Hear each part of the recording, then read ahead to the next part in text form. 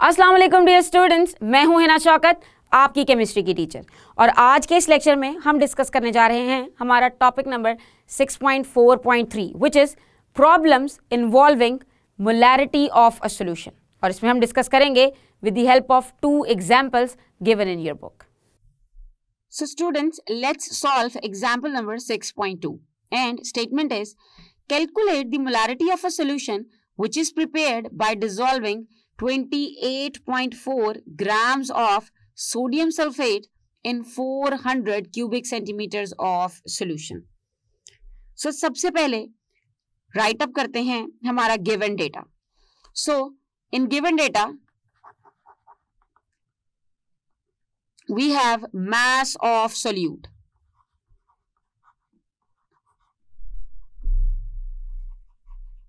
As we know that sodium sulfate is solute over here, so its mass is given which is 28.4 grams. Mass की एक और निशानी है कि ये grams में लिखा होगा. And then they have given the volume of solution. So we can write volume of solution. And volume of solution is 400 cubic centimeters. अब इसके अलावा हमें फॉर्मूला गिवन है सोडियम सल्फेट का, और हम जानते हैं कि मोलैरिटी के लिए हमें उसका मोलर मास भी पता होना चाहिए, because molar mass is used to calculate number of moles. So molar mass of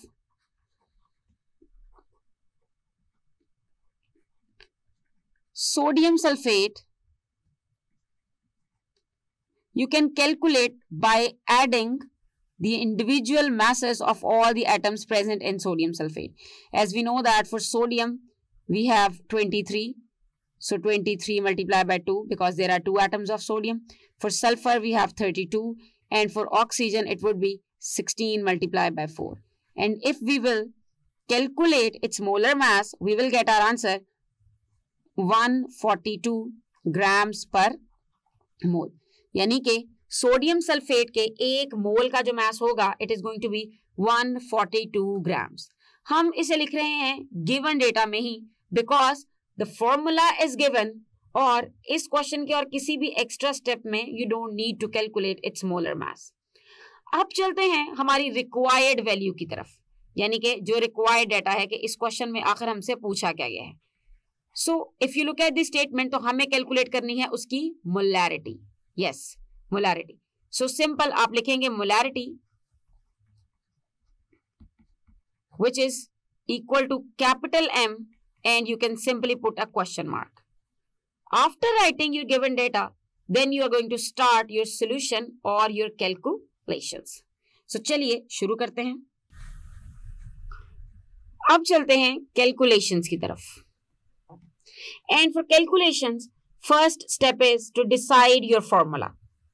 और फॉर्मूला हम यूज करने वाले हैं मोलैरिटी का, लेकिन मोलैरिटी के फॉर्मूले में हम जानते हैं कि there are number of moles, और नंबर ऑफ मोल्स फाइंड करने के लिए हमें सबसे पहले नंबर ऑफ मोल्स का फॉर्मूला यूज करना होगा. So number of moles would be equal to, अब हमें फाइंड किस चीज के नंबर ऑफ मोल्स करने हैं? We have to find number of moles for sodium sulfate. और उसका फॉर्मूला है mass dissolved,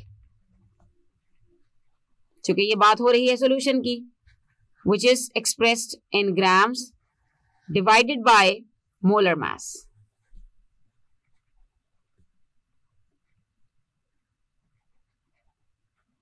And molar mass is expressed in grams per mole.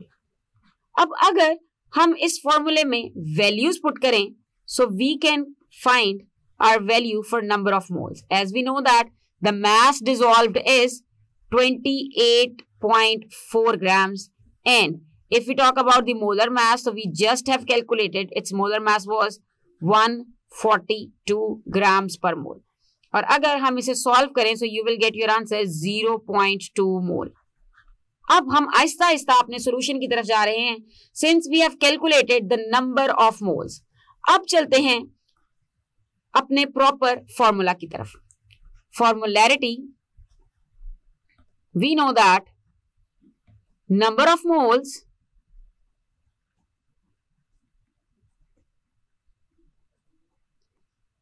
divided by volume of solution.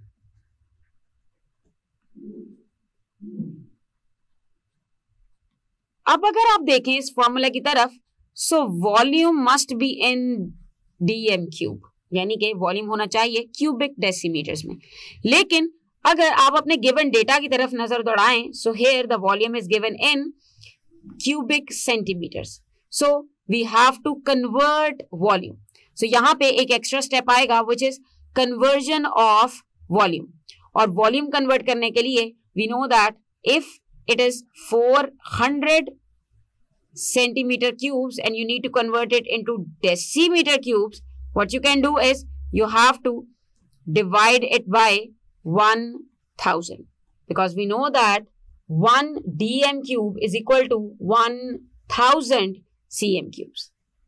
So अगर हम इसे divide करेंगे, so we will get our answer 0.4 dm cube. Ab, as you can see that in the formula we have two things, number of moles and volume of solution. We have just calculated number of moles here and we have just calculated volume of solution. Number of moles भी है मोल के unit में और अब volume भी है cubic decimetre में. So next step is very simple. अब हमें सिर्फ और सिर्फ फॉर्मूले में वैल्यू पुट करनी है और हमारा आंसर निकालना है. So simple, molarity would be equal to 0.4 because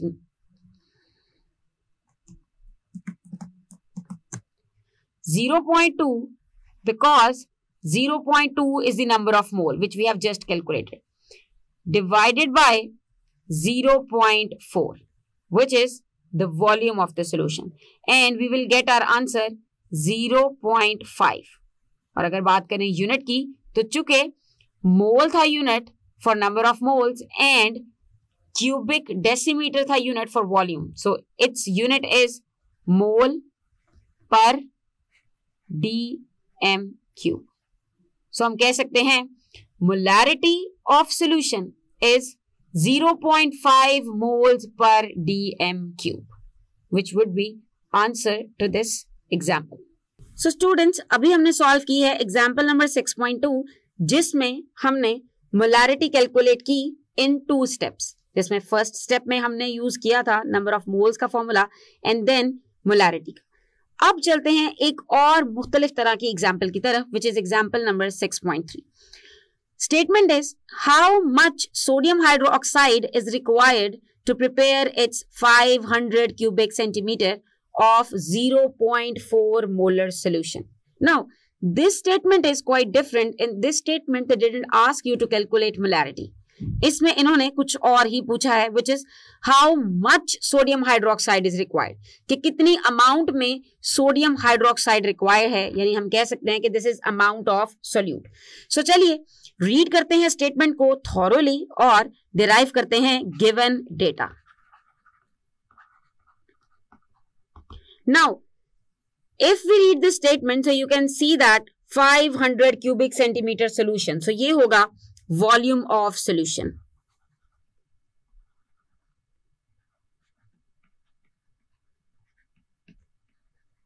and its value is 500.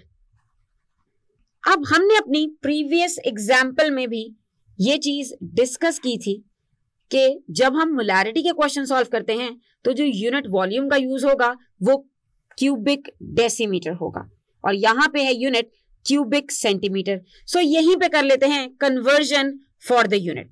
और अगर देखें इसकी कन्वर्जन की तरफ, so we can easily convert 500 centimetre cube.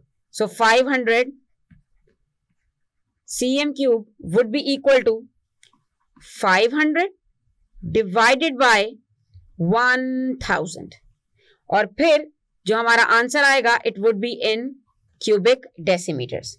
और अगर हम इसे कैलकुलेट करें, so we will get our answer 0.5 dm cube.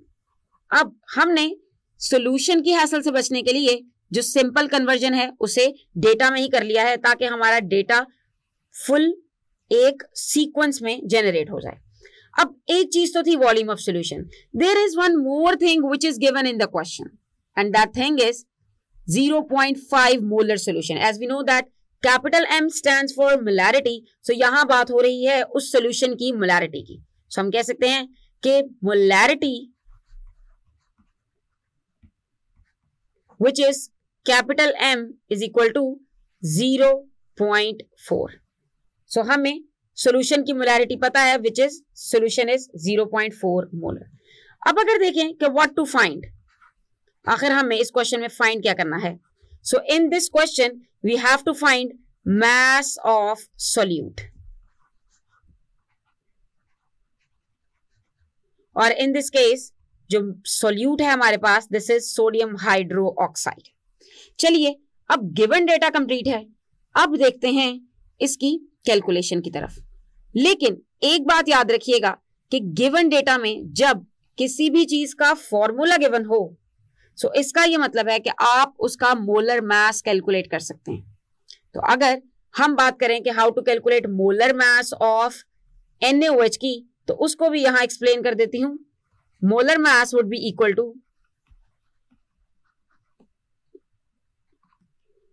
for NaOH 23 is the mass for sodium, 16 is for oxygen and 1 is for hydrogen. So it would be 40 grams per mole. Values अब almost सारी की सारी given हैं। ये भी एक तरह का हमारा गिवन डेटे की वैल्यू है, that what is the molar mass. And now we have the volume over here, we have the molar mass over here and we have molarity as well, यानी कि तीन चीजें मौजूद हैं। अब देखते हैं कि हम इस पे कौन सा फॉर्मूला अप्लाई कर सकते हैं। चूंकि नंबर ऑफ मोल्स गिवन नहीं है, सो नंबर ऑफ मोल्स का फॉर्मूला अप्लाई करना वुड नॉट बी सुटेबल, वरना उसके लिए हमें डबल फॉर्मूला यूज करना पड़ेगा। So let's use the long formula for molarity, जो कि हमने अपने प्रीवियस लेक्चर में डिराइव किया था। We know that molarity is equal to mass of solute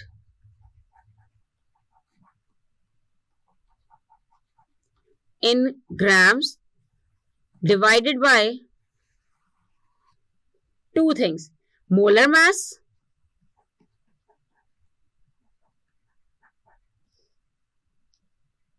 multiply by volume of solution.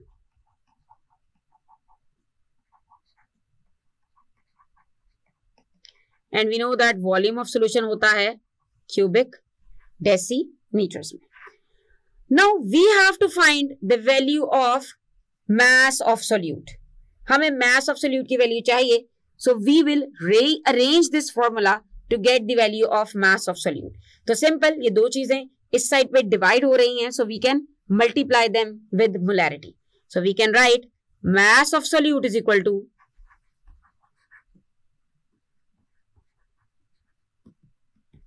molarity multiply by molar mass and multiply by volume of solution.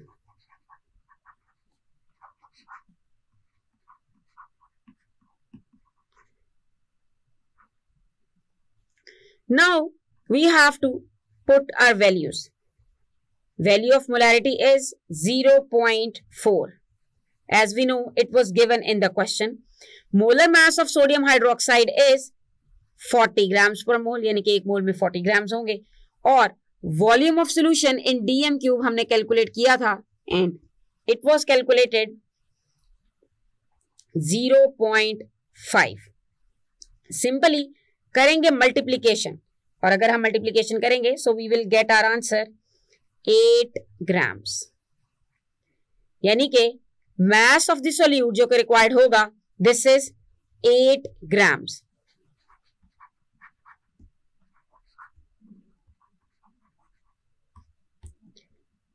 and we can write our result as well.